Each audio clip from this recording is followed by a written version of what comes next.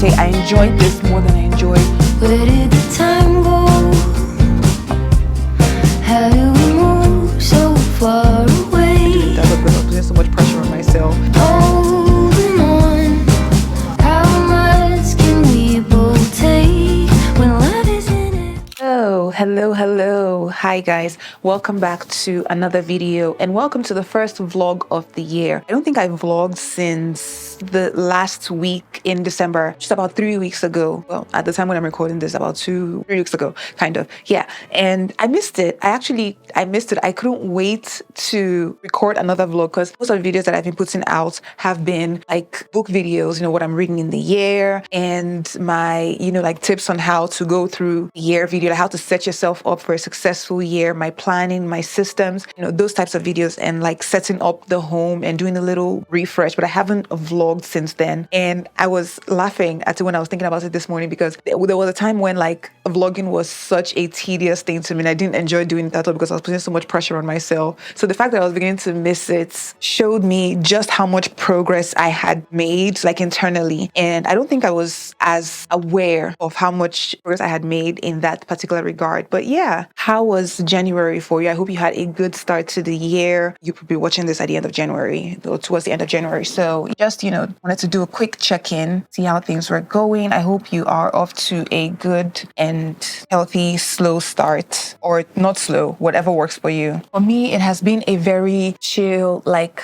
mostly indoors type of month. I haven't really gone out much this month. I think I've gone out like 4 times in the past 2 weeks. And maybe that's just because subconsciously I feel like I was out a lot in December, and not just in a like out and about way. December was like packed with activities for me. So I wasn't joking when I said I was going to start the month as slowly as possible. And it has honestly been really helpful to not start the year in a frantic pace. I stopped doing that like 2 years ago, like stopped giving myself really quick, hard starts to the year. And I can say for a fact now that I would highly recommend it. That is absolutely a recommendation to anyone who like wants to use the year as an opportunity to start out a goal. That's not really what mine was about. Everything is so fast paced. I was even off of the socials for the month of January. I'm back now. Like I said, I do appreciate like starting slow, but there's still like a little bit of element of FOMO, especially since, a huge thing for me is creating content. And I just kept thinking for the first half of the month, I'm like, oh, damn, I feel like I'm missing out on the opportunity to like make a lot of posts and do all these things. And I'm sure I was fully online. That feeling, the pressure would have just been amplified like even more. So yeah, I did what I needed to do to survive and it works for me. So if that's what you need to do in order to like take a quick step back so that you can move yourself forward, that is always my recommendation. I recommend it. I think it's better for you to pick a pace, make sure the pace is steady, something that you can maintain over a long period of time, that you can stick with, be consistent with. You can continuously like do check-ins with yourself and then move from there, not from a frantic energy of like,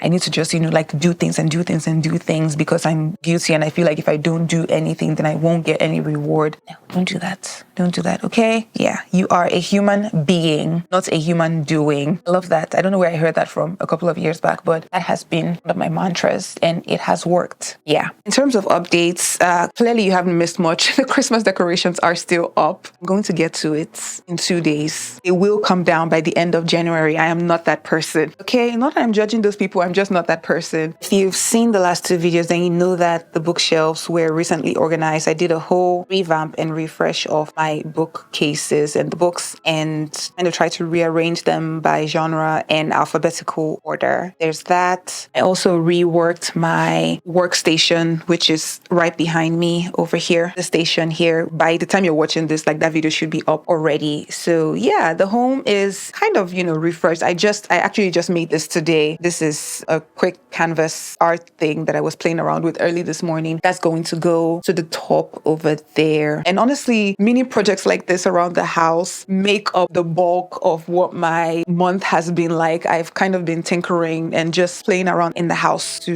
give myself, like I said, like a soft start. I'm trying to make myself be bored a little bit or do things that require me, tapping into a lot more of my creative energy, or I guess like trying to resort to entertaining myself less, right? Usually when I get bored, I will pick up a book, which is not bad, but I will pick up a book or turn on the TV and watch something. So I'm trying to implement self-soothing strategies that are not centered around consumption as much. And I will let you know halfway through February how that is going. But so far, I feel better. I feel good. I feel light. I think staying off of social media as much as I have, always, like every time I take a break off of social media, I'm always a little shocked by how much I find myself reaching for my phone, because my God, the addiction is serious. And I'm like, my brain is halfway cooked, baked off of wanting to just scroll and scroll and scroll. But God help me, I will change that this year. I'm also in the middle of a jigsaw puzzle that is kicking my ass. You have no idea how long it took for me to even get like this bottom part done. It was ridiculously hard. I underestimated just how hard it was going to be. I was like, oh, these colors seem to all be organized in some way, so this should go quickly. It did not. It absolutely did not. I've been doing this for 7 days now. This is what the final picture is supposed to look like. It is a sewing inspired rainbow jigsaw puzzle that I got as a gift a couple of months ago, and it's going well. That is basically what my month has been. Just, trying to get back to basics or getting back to basics and working in my real life and then working on content stuff. That is basically it. Let me know how the first month went for you. I know that the month has been off to a rough start for most people, on top of all the things that we brought from 2024 into 2025, all the hardship around the world. Now we're also dealing with the fires in Cali, and I know that some people have lost a lot of things, and not to mention like huge assets in form of their houses. And I can't even imagine how horrible, how terrible that is. I follow a lot of creators here on YouTube, and I'm sure if I check some of the other platforms, I will see a lot of creators that I follow on there too. And just, like everyday people who have lost their homes and lost some of their things. I know we're not supposed to be attached to material things, and we can't take any of these things with us. That is true, but it can still hurt, especially like for something that is lost through like fires. It's a very distinct, like continuous hurt, because even when like things are back to normal, hopefully, and you find yourself settled again, you one day think of something like old pictures of yourself and your family, or a random book or a random piece of clothing, whatever, something like really small, really fickle, but that also has huge memories with it. And as soon as the memory of the thing hits you, you're reminded of the fire or the loss all over again, like, oh, I don't have it anymore. And oh, damn. But I also wanted to say that as painful as it is, some of my inadvertently best years have had some of the toughest, hardest, scariest starts. So the way a year begins isn't always how it ends, or even with years that seem rough all around, I hope that we still are able to find pockets of hope and good moments and sweet moments and happy moments, but also especially like, opportunities for us to show up for one another in ways that may sometimes be inconveniencing. I always think about that when it comes to being in community with people, that sometimes that means inconveniencing yourself. And I think we typically, myself included, focus on the fact that I don't want to ask for help because I don't want to inconvenience someone else. And it always hurts. It always, at least like for me, it hurts to find out that a friend of mine had been suffering and didn't feel like they could reach out. I know it goes both ways, but as much as you can reach out, as much as you're able to help, I hope you show up for someone else. And if you're the one who is on the receiving end, I hope you have the courage to ask. That was quite a spiel. But don't give in to cynicism. I've seen a lot of cynicism online with people just saying like, there's nothing we can do, everything is burning, things are terrible, the end of the world, Christ is coming, this is a sign of the rapture, people have started again. I, for one, always find it ironic that people who identify as Christians, as, I used to, and I guess I'm so somewhere like in between right now, but I find it funny. I'm like, that is not the message of Christ at all. Celebrating in the suffering of others seems like a very like loving thing to do. But yeah, apathy is easy. Cynicism is easy. It's easy not to have hope. It's easy not to love because you think like everything is already going to suck. Hope is hard. Love is hard. That love has never been been the easy thing to do. Self-sacrifice has never been the easy thing to do. So I hope you have the courage to like put all those things into practice for yourself and for other people this month, and understanding and putting yourself in someone else's shoes and all of that good stuff. Be light, be hope. It's going to be incredibly hard, because we all have our own stuff that we're dealing with, but I hope that helps in my way, gentle reminder of some sorts. And with that being said, let the month begin.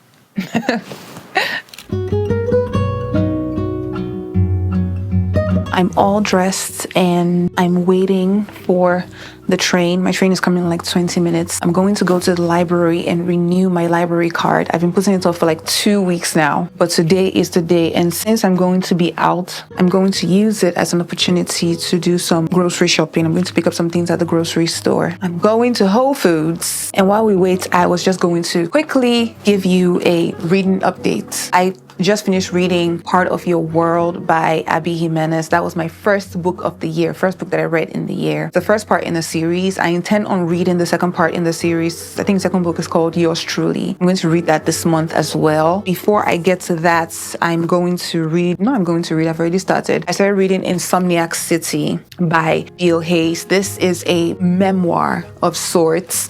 It follows the life of this person called Bill Hayes, who I honestly haven't done any research into at all. I was watching an interview, and I think it was Amy Adams who gave this book recommendation. She talked about how it was such a lovely memoir, but she was talking about how lovely it was from the point of view of someone that at the time wasn't living in New York City. It follows the life of Bill Hayes and his partner after he moves to the cities. I'm really enjoying it as someone who is a New York City transplant myself. I essentially also, although he did his at 56, at a much younger age, I was like in my early 20s when I moved to New York. I packed up my life and I moved. So I'm 2 chapters in, and I'm enjoying and seeing myself as it's unfolding, as sharing these experiences of what it's like to live in the city or to observe the city from the point of view of someone who is not born there, but he hasn't met his partner yet. And from what I gathered from the synopsis, that is a huge chunk of the book. So I'm like, I don't know if you can see, I've only gotten on the second chapter. I haven't even, gone that far yet, but I'm liking what I'm reading. So I'm going to put on my scarves. I'm going to bundle myself up, and we're going to go and renew this library card. And maybe I'll even borrow something from the library. I don't know. I might. I haven't done that since August last year when my card actually expired. So I might hang out in the library for a little bit and see if I can find something nice to come home with. And then later on, I will, of course, give you a detailed review of what I think about the books that I've read this month. Let's go.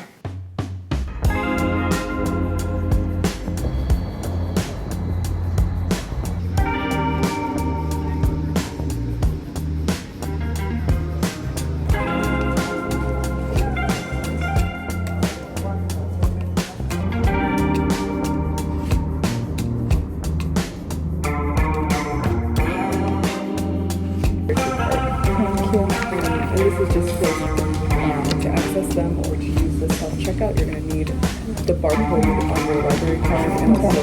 Got you. Yeah. Thank you. That's it?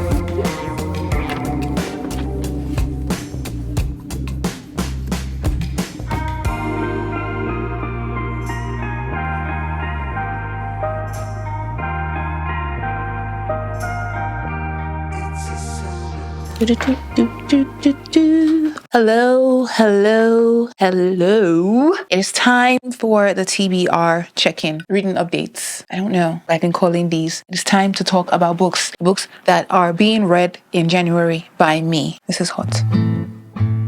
I am in kind of a reading slump. I don't know if it counts as a reading slump. I think I want to read a lot. There are many things that I wanted to read this month that I just didn't have the time to, or I'm not going to get to because of how busy my day life is. And I don't like that. So I'm finding myself this month doing a lot of more adult things versus things that I actually just want to do. Because I'm now reminding myself that, I can't just read into the night, like back to back every day, because I have to get enough enough sleep so that I'm actually functional during the day when I'm awake. But yeah, that is just by the way. This month I have 5 books on my TBR, and I'm just over halfway through the month of January, and I'm 2.5 way into it actually. And the math I'm doing is I've read 2, done with 2, but somehow I am reading all these 3 at once, at the same time, but they serve different purposes. So I almost feel like it makes sense that I'm reading them consecutively. Is that the word? Concurrently, at the same time. Yes. Okay. The first book that I read this year is Part of Your World by Abby Jimenez. And this follows our main female character, Alexis, who is a sophisticated doctor, like city doctor, who falls in love with a non-city, what's the name for non-city? Rural? Yeah, more rural main male character who happens to be a carpenter and a mayor of a small town. It is a romance or a kind of romantic drama. There's some drama in there. The themes of the romance are age gap. There's an age gap between them. She's older. There's also a class gap, as you could guess, because not only is she an established ER doctor, she is also from a very wealthy family, like a medical dynasty of a family. And it is essentially about trading in a life that you think is great or have been taught to want, a life that you have built up and have been convinced is the life that you are meant to live for, the life that you maybe actually want but didn't know that you wanted. But now that you are in that life, you can't imagine not having lived that life, you know? Yeah. And I enjoyed it. I really did. I found it to be very unsurprising. Everything that I thought would happen happened. In the book, and it happened exactly as I thought it was going to. But I think if you read or watched enough of this type of trope, you kind of like see where they're going with the story. So with books like this, I kind of go in wanting to see how the author will take me to the destination that I already know I'm getting at, because I'm not expecting anything to change at the end. I just want to see how the story will unfold. And I thought Abby Jimenez did a very good job of telling the story between Alexis and Daniel. Yeah. Okay, Daniel. I think Abby Jimenez is very, very good at doing what she does. And if you're a romance reader, I can't imagine that you won't enjoy the book. One of the themes of the book is that the female main character is having a really hard time merging her worlds together because she doesn't want to disappoint her parents because, you know, she's essentially living the life that they had mapped out for her. And because I am a little impatient, I found myself kind of getting annoyed with her like halfway through because I just kept thinking, you're a grown woman. You're like well into your 30s. Like just disappoint your parents already. Like at this point, it is a rite of passage to let your parents be disappointed. On the other hand, I also had a lot of empathy for it because I can only imagine how difficult it must be to let go of a relationship, even a bad one. If it's the only relationship that you've known for years, if it's the only one that you've had for years. And in her case, these are not just like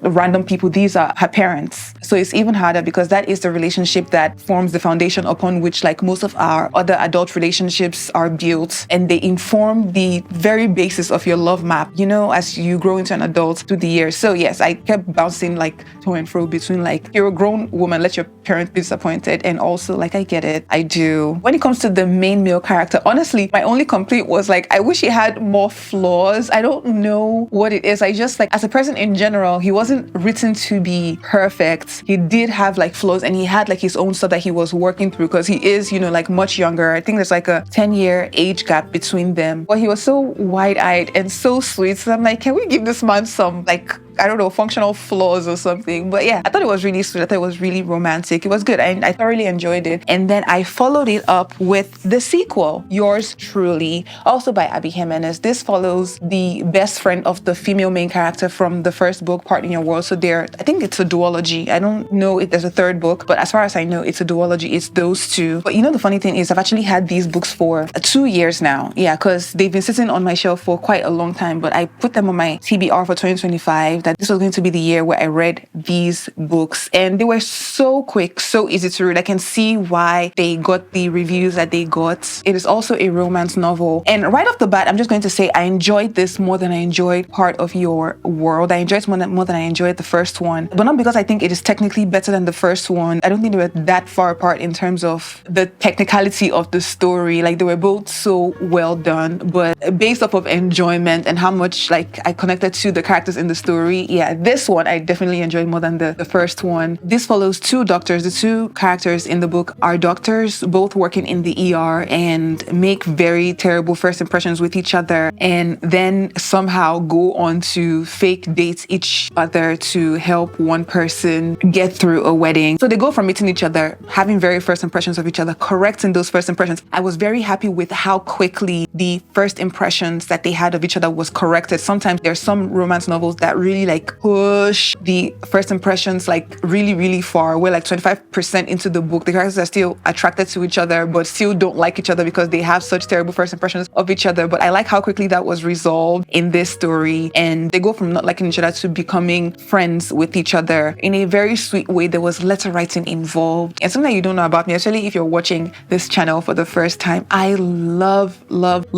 a good letter writing. There's something so traditional and old school about it, you know, because when it comes to like writing a letter, you have to wait for a letter. And there's something so visceral about like actually putting pen to paper instead of like typing a text or like writing something on your computer that I just absolutely love. So they go to being friends to him asking her for help in pretending to be his girlfriend because he has to attend the wedding of his brother who is getting married to his ex-girlfriend. It's a slightly messy situation, but she agrees to help him. And, you know, of course they develop feelings for each other and it kind of all goes from there. I'm going to say this book is so tender in how it was written. The characters are I love the main male character so much, so sweet, so considerate. Consideration is such an underrated thing, I think, when it comes to how we interact with each other, like in all our relationships, familial, platonic, romantic. I think like having someone, just knowing that a person made a decision that took into account, you know, your potential state of mind or how you would feel about something. I think it's very sweet every time I see it being done. And I will say, if you are not a fan of the miscommunication trope, I don't think this book is going to be for you. It absolutely isn't, because the second half of the book is one giant angsty miscommunication plot. And miscommunications or characters like having hidden feelings for each other, it's a hit or miss for me. I don't hate it totally, but I also don't like it when it's not done well. Like it pisses me off when it's overdone. So it depends on the book as a whole, but it was definitely a hit for me in this situation. The second half of the book made me so like frustrated, but in an enjoyable way, like frustrated and like just talk to each other. And it made me want to pull my hair out because like I couldn't put it down. I had to get to the bottom of it. I'm like, you guys, you have to resolve this. And I won't be able to sleep until you get to the point where this is over, which was, you know, towards the end of the book. So it was a very fast read for me and I enjoyed it. I think it all really came down to the characters because there was nothing, I don't think, like really unique about the plot, but there was an absolute sincerity in the characters and the way they are written that just pulls you in. And I love that. So I think the reasons why a person might love this book, the reason why I love this book would be the reason why someone else would hate it.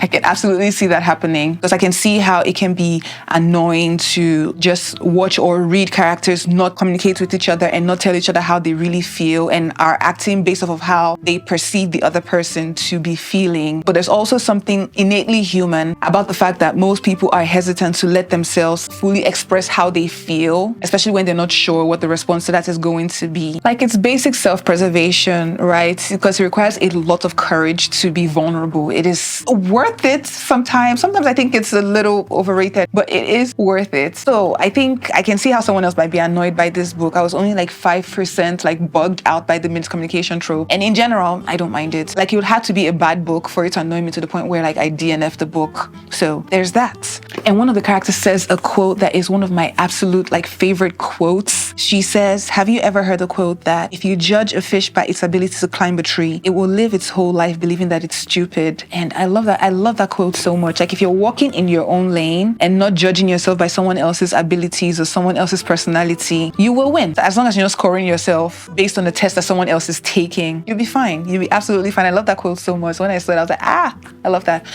Also, I would say for those two books, read the content warnings before you go into the book. Across both books, there are themes of pregnancy loss, chronic illnesses. One of the characters has chronic kidney disease in one of the books, and clinical anxiety, which I thought was so well done, like so well portrayed, like being in the mind of someone who is clinically anxious. Like I can't say like I've been there, but the constant swirling and the constant second guessing and just sending yourself like in a downward spiral. It's just so well portrayed. I thought, correct me if I'm wrong, but yeah, let me know what you think of those two books if you've read them. Now, for the three that I am currently reading, I'm reading a memoir by Bill Hayes. This is Insomniac City, and it follows the author Bill Hayes. This is my first book by him, and he's talking about his life after his partner dies in San Francisco, and he's moving to New York and what that experience was like. It is a book about grief and loss. It is very beautifully written. I have no idea what to expect. I didn't go into this with any expectation. It was a recommendation that I got and I just kind of went with it. So this is my transit book. It is a book that I read every time I'm leaving the house. And the second is The Husbands by Holly Gramazio. I don't even know where I put the jacket for this book, but I will put a video of it so you can see what it actually looks like. It was a book of the month for April of last year, and I was supposed to read it in the summer of last year, but I didn't get to it, and I just saw it and I was like, oh, I forgot. But it follows our main female character who is living in the house, and she goes out with her friends and comes back one day and is greeted at her house by her husband, and he welcomes her into their home and asks how the dinner with the friends were. But our female main character is kind of confused because the thing is, she's not married.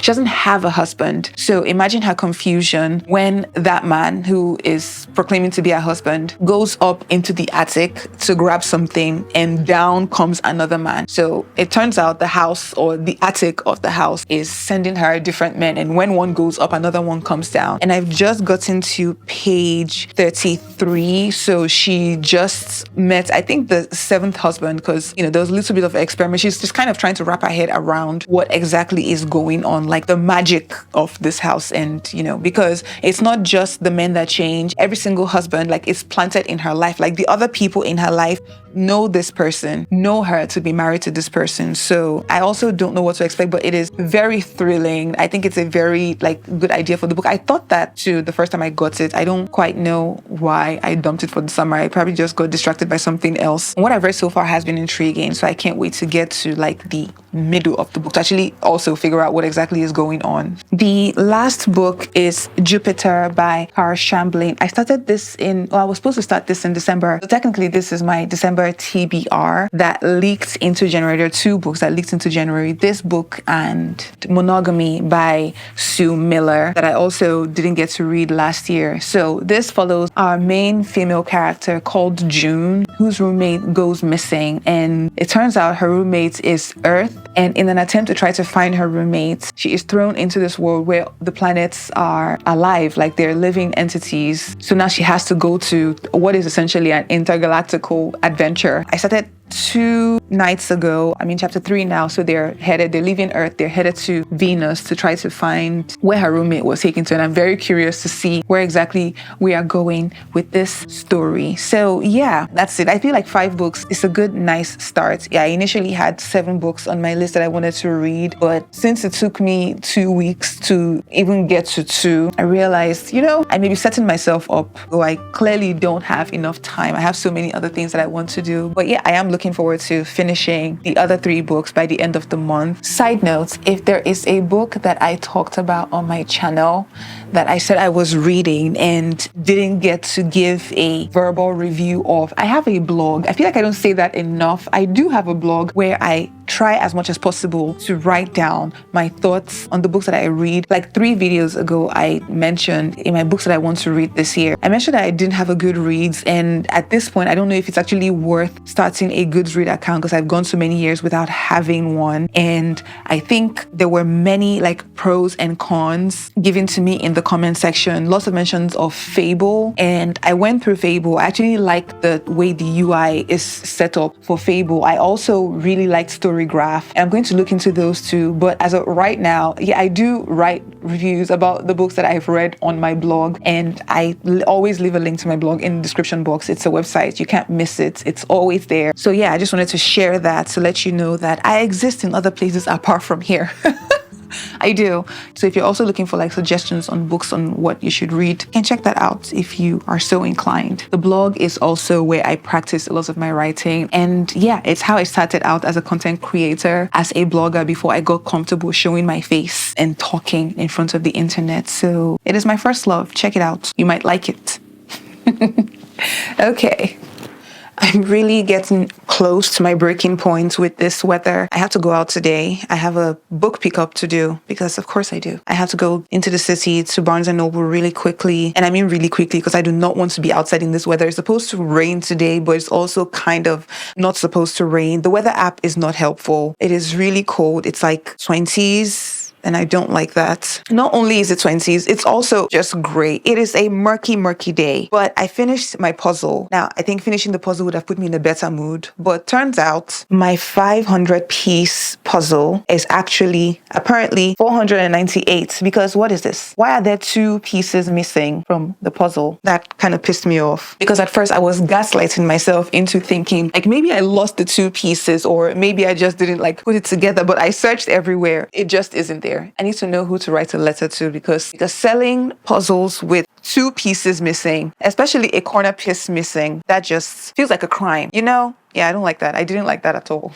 But anyway, yesterday I was doing a rewatch of the movie Con Air. I don't know if you've seen it. It's this 1997 iconic to me, Nicolas Cage movie. It is a huge, like, rewatchable movie for me, but I just wanted to watch an action flick, so I put it on yesterday. And there are many movies that make me feel the way that movie does. I think it is awesome. But very specifically, it made me think about artists. And I was just wondering, like, I hope most artists, especially like the great ones, like the ones in that movie, I hope they recognize the extent of their impact, because sometimes I wonder if that's something that they lose sight of. I'm sure they do, like, you know, especially with the amount of movies that get churned out on a regular basis. I can see how, like, over the years it just kind of can become like this like random project that you're working on or whatever. But it did get me thinking that I know sometimes when you want to make something, when you're like a creative of some sort and you've made so many things, right, you can get to the point where you probably start forgetting how much it means that you just show up and share your stories, and how also something that probably means nothing to you, because truthfully the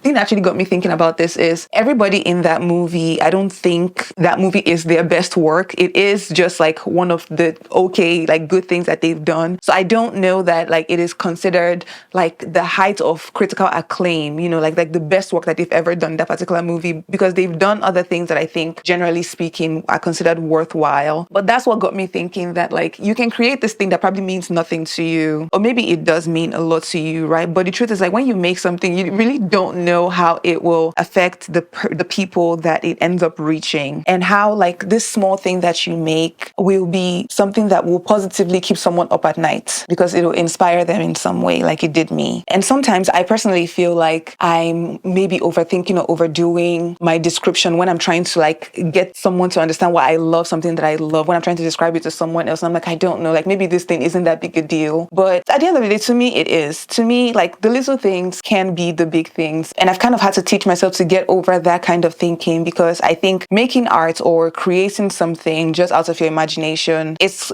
probably as close to magic as some of us will ever see in our lifetimes or get to be part of. And I think because like we do consume art on such a regular basis, it has kind of become the norm. Like, you just wake up every day and like people are making movies and people are writing books and people are making music, putting out shows. It just seems like this like general thing that people just do, you know, like people dancing. But no, I think like even the ability to consume or, you know, have the privilege to be able to access certain kinds of art and media, I think we forget sometimes like that in itself is a privilege, or the ability to like interpret it for it to like even mean something to you, you know. Yeah, I was just thinking about that yesterday as I was, you know, watching that movie that I've seen 1,000 times. I'm like, I don't want to take this feeling for granted, you know, the fact that I can sit down and enjoy this movie that I've been watching since I was like 10 or even younger. But anyway, I guess like the point of what I'm trying to say is do the thing. That is my roundabout way of like trying to, you know, put some inspiration out into the world. Whatever it is that you want to do, it doesn't have to be the coolest thing that you've ever done. But you know, you really don't know. It is not your job to judge what you put out. Yours is to create. Yours is to put your heart into what you're making and to put it out in the world and let it have the impact or not have the impact that it's going to have. You know, a lot of that is out of our control anyway. I like to think of all of us like sitting around like the campfire of life, and your story doesn't have to be the most life-changing thing for it to be worth telling. If it's your turn and someone passes you the mic, or you have the ability to grab the mic for yourself, or, you know, like say your piece, do what you want to do, just just, do your thing. I think at the end of the day, when it comes to storytelling, whichever way you choose to tell your story, even if it's not on camera like I'm doing right now, right? I'm sharing a piece of myself with you. You're sharing a piece of yourself with me, and we are privileged to be able to do that. And I think we forget that sometimes. And on that note, I am going to head out and hope to God that it is not as cold. That weather app, not helpful at all. I don't know what to expect, but I am going to bundle myself up just in case. I'm taking an umbrella in case it rains, which they keep saying it might not. Yeah, so confusing. The book I'm picking up is Flirting with Disaster by Naina Kumar. It's on my TBR for the month. I'm going to try to read it before the end of the month. I think it'll go fast based on how much I like the writing style of the author. When I read her book, Say You Be Mine, last year, it went by really fast. I think I was done with the book in like 2 days. So if it's a similar writing style, it might go really fast. I'm also going to go to dinner when I'm done because I'm really craving Thai food. I have been for a couple of days now. I wish I could make it, but I can't. So I'm going to go to dinner when I'm done picking up the book. I'll maybe like stay in the bookstore for a while and read in their cafe. That's kind of my plan. Maybe do a little reading, a little writing, and then I will go to dinner. I haven't done like a solo dinner date in a long time. Yeah, so that's the rough plan. Let's go.